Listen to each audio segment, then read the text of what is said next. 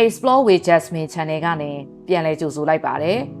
Jasmine ကဒီနေ့မှာတော့ဆရာမနိုင်နိုင်စနေရေးသားထားတဲ့ကိုຫນွေဦးမှာသာပွင့်တဲ့ပန်းဆိုတဲ့စာအုပ်ထဲကနေမာတိကာ26ပြုံးရည်တက်သူအဖြစ်ဆိုတဲ့အကြောင်းအရာလေးကိုဖတ်ပြပေးခြင်းပါတယ်ပြုံးရည်တက်သူကကံမဆိုးဘူးဆိုတဲ့စကားတစ်ခွန်းရှိပါတယ်နှလုံးသားထဲနေရောင်ပြည့်နေမှလောကရဲ့အလှတရားကိုမြင်ရတာမို့ဒီစကားကိုထောက်ခံပါတယ်။ပြုံးရတာကငြိမ်သက်ခြင်းရဲ့စွမ်းအားတစ်မျိုးဖြစ်တယ်။သူကຫນွေဦးညလေငင်းမှာတိုဝက်ထားတဲ့နှွေးထွေးမှုဖြစ်ပြီးနေဝင်ချိန်အလင်းရောင်အောက်မှာပျော်ဝင်နေတဲ့သက်ဝင်မှုဖြစ်တယ်။အမြဲပြုံးရတတ်သူကလူကိုနှွေးထွေးမှုပေးတယ်။စိတ်ပြတ်အားငယ်တဲ့အခါ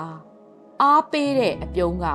လူကိုရုပ်ပြတ်ဆင်းပြတ်အခြေအနေကနေလွတ်မြောက်အောင်ကူညီပေးနိုင်တယ်။ပြန်လည်ဆုံစည်းတဲ့အခါ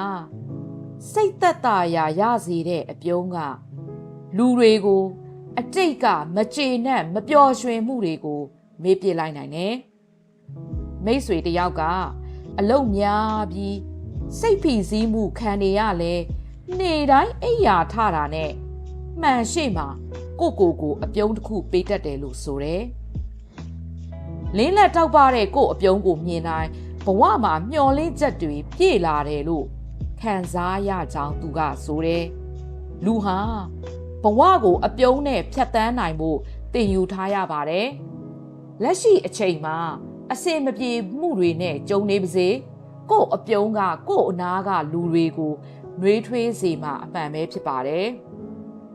။ပြုံးရင်းရဲရင်ဝမ်းနေစရာအများစုကမတိမတာဖြတ်ကျော်သွားနိုင်တာကိုတွေ့ရမှာပါမေးပြောက်ရခတ်တဲ့လူတွေကိုလည်းကျမတို့ရဲ့နေ့စဉ်ဘဝကနေဖြည်းဖြည်းချင်းလွတ်ချနိုင်လိုက်တာကိုတွေ့ရမှာပါ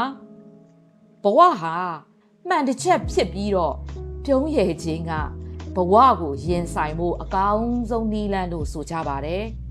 တချို့ပြဿနာတွေကတပြေးချယုံမျက်မှောင်ကျုပ်ယုံနဲ့ပြောင်းမသွားပါဘူးမျက်ရည်ကိုအလဲဖြိုနိုင်တာကအပြုံးဖြစ်ပြီးဒုက္ခကိုကြော်လွှားနိုင်တာကတတ္တိပဲဖြစ်ပါတယ်ဘဝကိုတောက်ပလင်းလက်လာစေတာကနေရောင်ကြီးမဟုတ်ပါဘူးအတွင်းစိတ်ကထွက်ပေါ်လာတဲ့ကျေနပ်မှုပဲဖြစ်ပါတယ်တရုတ်စာရေးဆရာဂျာဖေဝါကစစ်မှန်တဲ့ငြိမ်သက်ခြင်းကစုညံတန်နဲ့အငင်းပွားမှုကိုရှောင်ရှားတာမဟုတ်ဘဲဘဝကိုအေးအေးသာသာဆက်ဆံတာဖြစ်တယ်လို့ရေးသားပူပါတယ်ဘဝရဲ့အကောင်းဆိုရယူတာဆုံးရှုံးတာစုံစည်းတာခွဲခွာတာကိုတန်ဝေကရပြီးတဲ့နောက်မှာဒီဒုက္ခကဘာမှာပေါ်ပါပျော်ရွှင်သူတယောက်ဖြစ်အောင်အေးအေးချမ်းချမ်းနေထိုင်ပြီးရိုးရိုးသားသားချစ်နိုင်အောင်တောက်ပပြုံးနိုင်အောင်စူးစမ်းရပါမယ်ရှုပ်ထွေးပွေလီတဲ့လူလောကမှာကျင်နာပြီးချစ်စရာကောင်းတဲ့သူအဖြစ်ရှင်သန်ရင်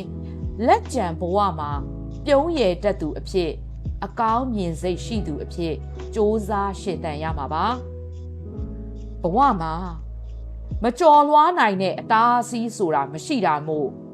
ညီမတို့တွေများပြုံးပေးပါမျက်ဝန်းမှာအပြုံးတွေသာထည့်ထားနိုင်မှုမျှော်လင့်ပါတယ်။ဒါကြောင့် Jasmine ဒီနေ့ဖတ်ပြတဲ့ခေါင်းစဉ်လေးတွေကနေဆိုလိုရင်းလေးကိုပြပြခြင်းပါတယ်။ပြုံးရည်ခြင်းဆိုတာ Jasmine တို့ရဲ့ဘဝအခက်အခဲနဲ့တောကတွေကိုကြော်လွှားနိုင်တဲ့တတိငြိမ်းချမ်းခြင်းရဲ့စွမ်းအားတစ်မျိုးပဲဖြစ်ပါတယ်။ပြင်ပလောကဘလောက်ပဲပူလောင်ရှုပ်ထွေးပါစေအတွင်းစိတ်ထဲကထွက်ပေါ်လာတဲ့အပြုံးတစ်ခုဟာကိုရောဘေးပဝန်းကျင်ကိုပါနှွေးထွေးတောက်ပစေတယ်ဆိုတာပါပဲဟုတ်ကဲ့ Jasmine ရဲ့ဗီဒီယိုလေးကိုစုံတဲ့အထိနားထောင်ပေးကြတဲ့ပရိသတ်တူတယောက်ချင်းစီတိုင်းကို Jasmine ကရင်ထဲကနေနှက်လိုက်လဲကျေးဇူးတင်ပါတယ်ရှင်